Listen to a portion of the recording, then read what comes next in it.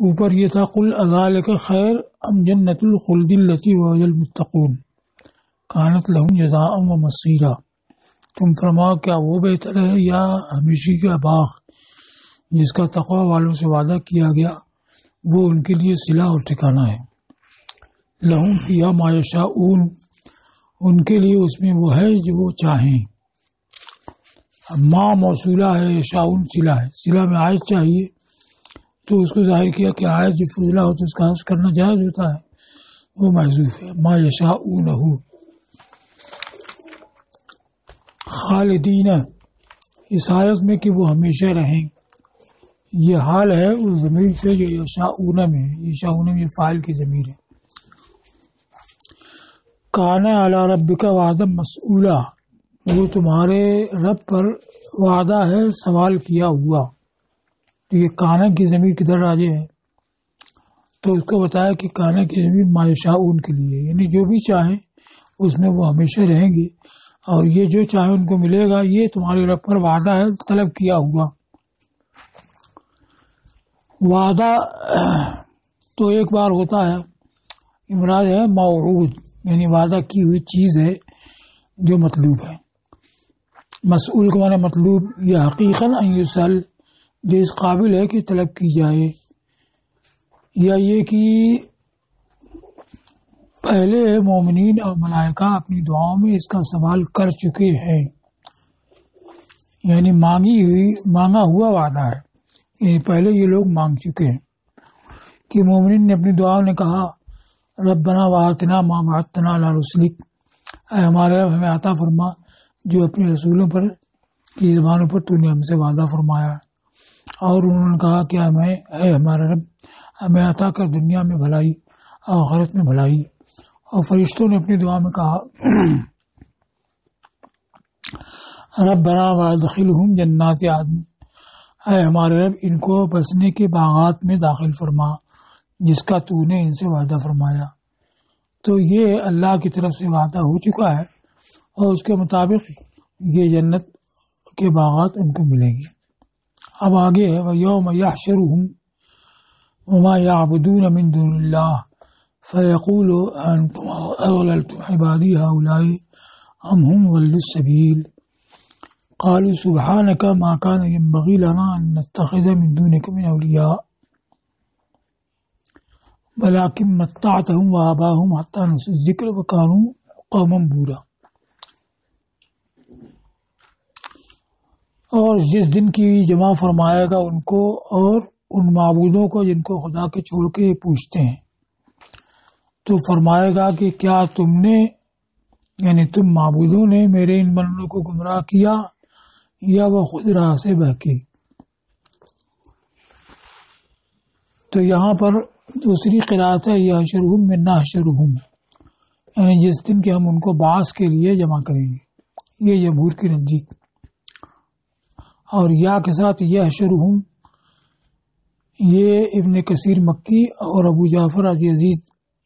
اور یعقوب جو اشرا میں سے ہیں اور امام حفص کی قرأت ہے۔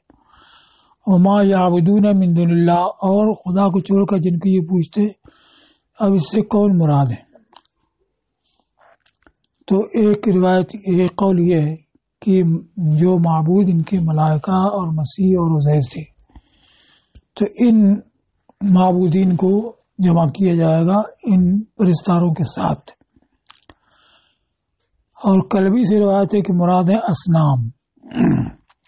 اللہ تعالیٰ ان کو گویائی دے گا۔ تیسرا قول یہ ہے کہ یہ عام ہے، یعنی جو بھی معبود دیے ہوں گے، چاہے عقلا ہوں یا غیر عاقل ہوں، چاہے انبیاء اور اشراف ہوں یا اور ہوں، تو سبھی کو جمع کیا جائے گا اور سوال ہوگا کہ تم نے گمراہ کیا یا یہ خود گمراہ ہوئے۔ اچھا،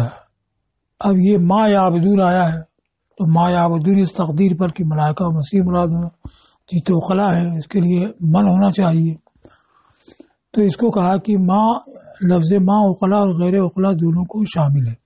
اس لیے کہ وصف اس سے مراد ہے۔ گویا فرمایا گیا کہ وہ معبودہم، اور جب صفت پوچھنا ہو یا صفت بتانا ہو تو ماں بھی آتا ہے، جیسے زید ما زید کاتب ام شاعر، زید کیا ہے یعنی شاعر ہے یا کاتب ہے، تو وصف کے لیے ماں آتا ہے. تو اس کی وجہ سے یہ وصف ہی ہے معبود ہونا، تو جو ان کے وصف معبود والے تھے ان سب کو جمع کرے گا. تو فرمائے گا اور نون کے ساتھ فنقول، ہم فرمائیں گے انتم غللتم عبادی، کیا تم نے میرے ان بندوں کو گمراہ کیا یا یہ خود راہ سے بہکے. اب یہاں پر ضل السبیل کو بتایا ہے کہ اصل ہے قیاس ضلوا عن السبیل، عن کے ساتھ، لیکن عن صلہ کو عرب نے ترک کر دیا، جار کو ترک کر دیا، جیسے کہ ہداہ الطریق میں ترک کر دیا کہ اصل ہداہ الی الطریق یا للطریق، تو صلہ حذف ہو گیا، ویسے یہاں بھی عن حذف ہو گیا. اور ضل کا مطابق ہے اضلہ فضل، اس نے اس کو گمراہ کیا تو وہ گمراہ ہوا. اب مطلب کیا ہے تو اس کو بیان کیا، اور اس کو بھی بیان کیا کہ خالی اضللتم ام ضلوا نہیں آیا، بلکہ اضللتم سے پہلے انتم اور ضلوا سے پہلے ہم آیا، کہ کیا تم نے گمراہ کیا یا وہ خود گمراہ ہوئے. وہ اس وجہ سے کہ حمزہ اور ام یہ دو معادل کے درمیان آتے ہیں،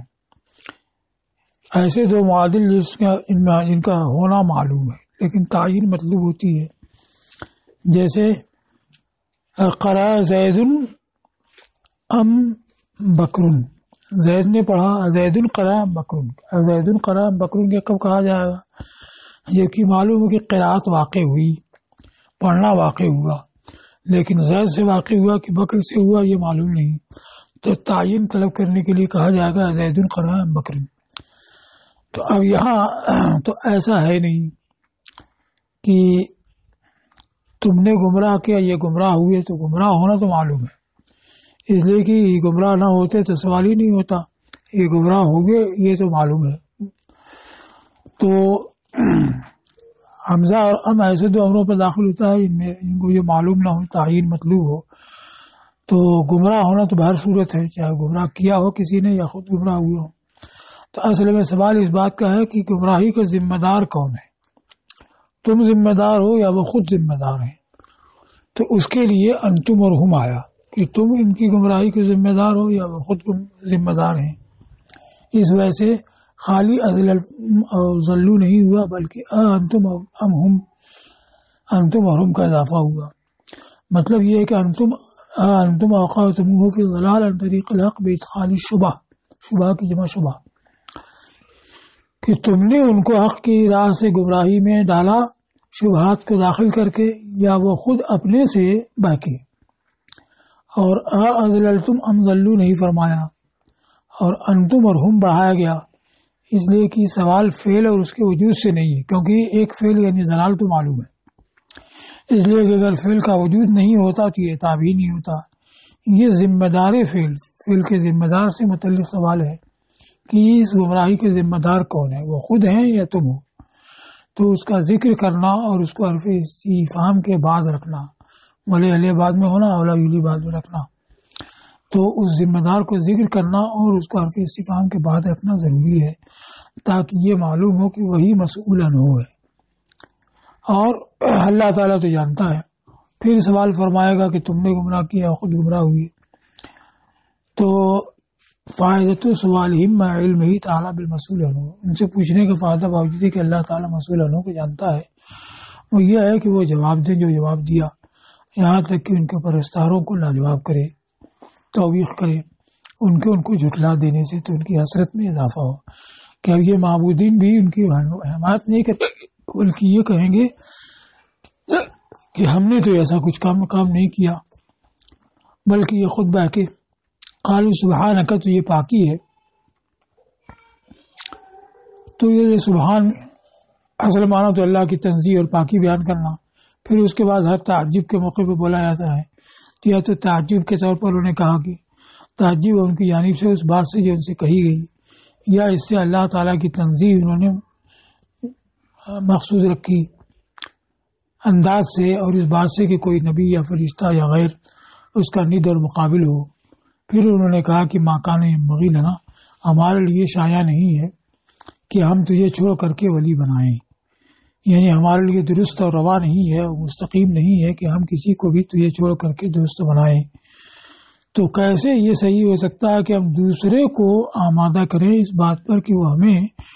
تجھے چھوڑ کر کے ولی بنائے؟ تو جب ہم کسی کو نہیں بنا سکتے ہیں تو دوسرے سے کیسے کہہ سکتے ہیں کہ ہم کو ولی بنا لو، خدا کو چھوڑ دو؟ اب یہاں پر قرات ہے ان نتخذ میں ان نتخذ، یہ اشرا میں سے ابو جعفر یزید ہیں، ان کی قرات ہے کہ ہم کو تجھے چھوڑ کر کے ولی بنایا جائے، ہمارے لیے روا نہیں ہے۔ اب یہ بتایا ہے کہ اتخذ کبھی متعدی بہ ایک مفعول ہوتا ہے، کبھی متعدی بہ دو مفعول ہوتا ہے۔ تو اب یہاں نتخذ والی جب قرات ہوگی کہ ہم تجھے چھوڑ کر کے ولی بنائیں تو مفعول ایک ہی ہوا، ان نتخذ اولیاء ہے، اور من زائدہ ہے، یہ تاکید نفی کے لیے آیا ہے۔ اور نتخذ والی قرات جب ہوگی تب نتخذ میں ایک مفعول تو وہ ہوا جو نائب فاعل بن گیا، اور دوسرا مفعول اولیاء ہوا، تب دو مفعول ہوں گے، اور یہ متعدی و دو مفعول ہوگا۔ اور اتخذ متعدی و ایک مفعول ہوتا ہے جیسے اتخذ ولیا، ولی بنایا، اور متعدی و دو مفعول ہوتا ہے جیسے اتخذ فلان ولیا، فلاں کو ولی بنایا۔ اللہ تعالیٰ کے ارشاد ہم اتخذوا آلہۃ من الارض، کیا انہوں نے زمین سے کچھ معبود بنا لیے؟ یہاں ایک ہی مفعول آیا آلہۃ، من الارض آلہۃ کی صفت ہے۔ اور فرمایا واتخذ اللہ ابراہیم خلیلا، یہاں دو مفعول آئے، اللہ نے ابراہیم کو دوست بنایا، تو یہ متعدی و دو مفعول ہے۔ تو اب پہلی قرات نتخذ یہ متعدی بہ ایک مفعول میں سے ہے، اور ایک مفعول کیا ہے؟ من اولیاء ہے، اور اصل تھی ان نتخذ اولیاء ہے کہ ہمارے لیے روا نہیں ہے کہ ہم ولی بنائیں، اور من زیادہ کیا گیا معنی نفی کی تاکید کے لیے۔ اور دوسری قرات متعدی و دو مفعول سے، تو نتخذ من اولیاء جب ہوگا تو نتخذ میں ایک مفعول تو نائب فاعل ہو گیا، اور دوسرا من اولیاء ہوا۔ تو دوسری قرات اس اتخذ سے جو متعدی و دو مفعول ہوتا ہے، تو پہلا مفعول تو وہ ہے جس کے لیے فعل کو بنایا گیا، یعنی وہ نائب فاعل ہو گیا، اور دوسرا مفعول من اولیاء ہے۔ اب من اولیاء میں اب یہ دوسری قرات کی صورت میں یہ کہا کہ من یہ تاکید نفی والا نہیں ہے بلکہ من تبعیض کا ہے، یعنی لا نتخذ بعض اولیاء ہے، ہم بعض ولی ہمارے لیے روا نہیں کہ ہم بعض ولی بنائے جائیں۔ یہ کیوں؟ اس لیے کہ من مفعول ثانی میں بڑھایا نہیں جاتا ہے بلکہ من زائدہ مفعول اول ہی میں آتا ہے۔ تم کہتے ہو متخذت من احد ولیا، میں نے کسی کو ولی نہیں بنایا، تو مفعول اول ہے احد، اس پہ من آ گیا، اور تم نہیں کہو کہ متخذ احدا من ولی، یعنی مفعول ثانی ولی ہے اس پر من نہیں آئے گا۔ یہ زجاج کا قول ہے۔ اور ابن جنی کے نزدیک مفعول ثانی بھی آ سکتا ہے، اور صاحب نظم کے نزدیک اول ثانی کسی میں بھی آ سکتا ہے۔ تو مصنف نے جو بات لکھی ہے یہ برقول زجاج ہے کہ مفعول ثانی میں من زیادہ نہیں آتا۔ وَلَٰكِن مَتَّعْتَهُمْ وَآبَاءَهُمْ، لیکن تو نے انہیں فائدہ دیا اور ان کے آبا کو، مال سے، اولاد سے، درازی عمر سے، عذاب سے، سلامتی سے، یہاں تک کہ وہ ذکر بھول گئے، یعنی اللہ کی یاد اور اس پر ایمان لانا اور قرآن اور شرائع احکام کو بھول گئے، اور یہ اللہ کے نزدیک ہلاک ہونے والے لوگ تھے ہی۔ یہ باہر کی جمع ہے بور، اس کا معنی ہلکا، ہلک کی جمع ہلکا، یہ باہر کی جمع ہے جیسے عائز کی جمع عوز، تو ویسے ہی یہ ہے۔ آج کہتے ہیں وہ جلد بچہ جننے والی ہرنی، اونٹنی اور عورت کو۔ تو کہا کہ یہ لوگ ہلاک ہونے والے تھے ہی، اس لیے یاد الہی سے بھول گئے، اس سے دور جا پڑے۔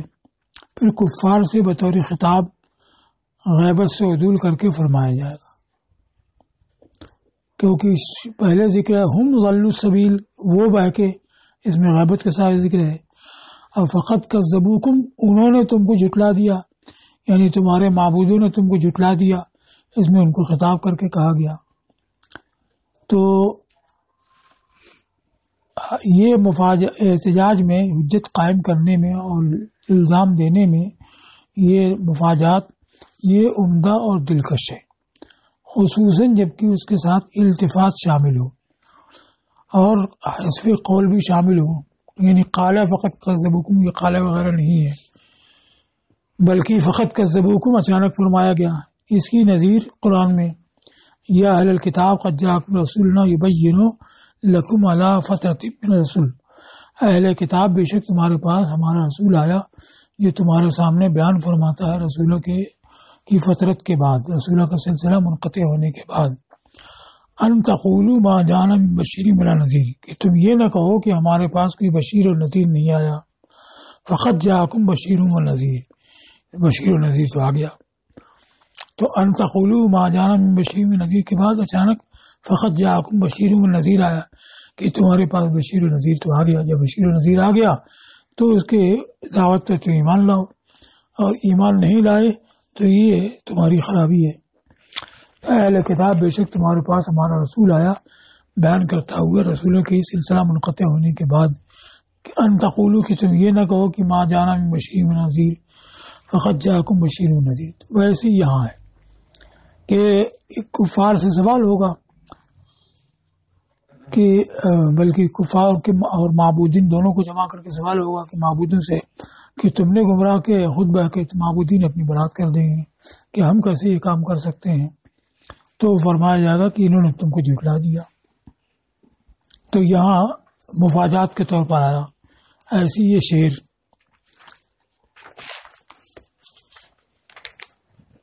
قالوا خراسان اقصى ما يراد بنا ثم القفول فقط جینا خراسانا، اقصا دور ہونا، اقصا انتہائی دوری، تو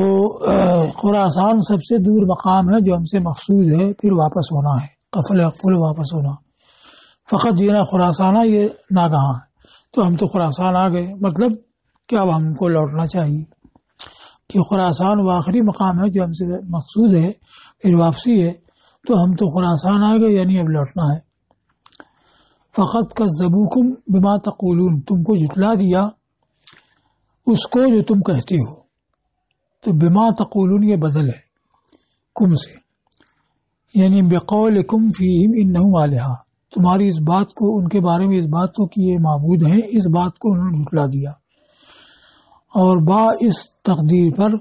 ایسے ہی ہے جیسے کہ بل کذبوا بالحق، انہوں نے حق کو جھٹلایا، تو ویسے ہی کذبوا بقولکم مراد ہے تمہاری بات کو جھٹلایا، اور یہ جار مجرور بما تقولون ضمیر سے بدل ہوگا، کم سے بدل ہوگا،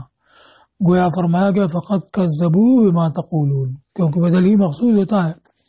تو اب کم مبدل منہ کا حذف کر کے کہا جائے کہ انہوں نے اس کو جو تم کہتے ہو جھٹلا دیا، تو یہ بات ہو جائے گی۔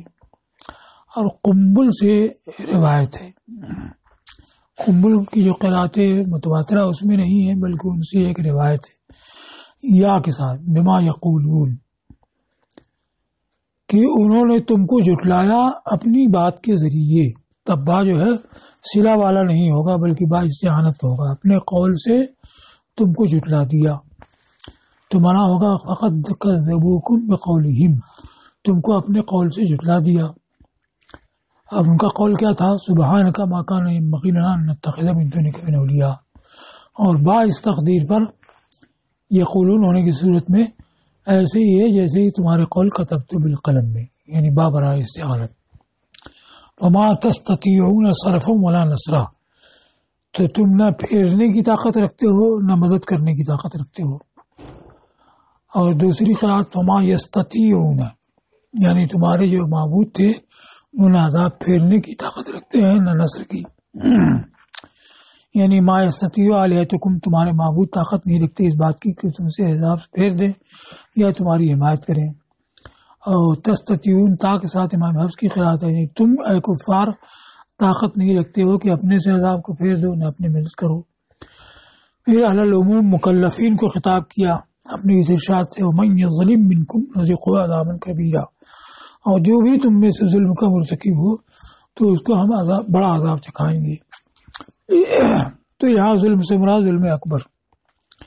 یعنی شرک یا کفر کا جو مرتکب ہو تو اس کو بڑا عذاب چکھائیں گے۔ کہ بڑا عذاب سے مراد عذاب مخلد، اور عذاب مخلد کفر شرک ہی پر ہے۔